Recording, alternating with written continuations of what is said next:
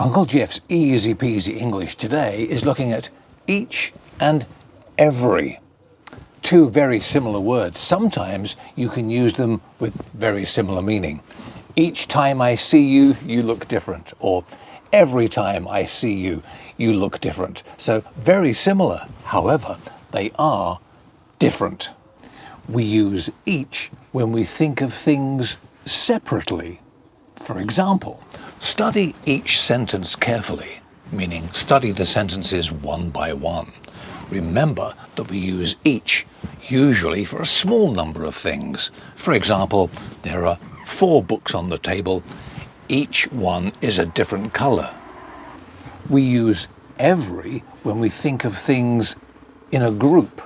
The meaning is all of these things. For example, every window in the house was open, meaning all the windows in the house were open.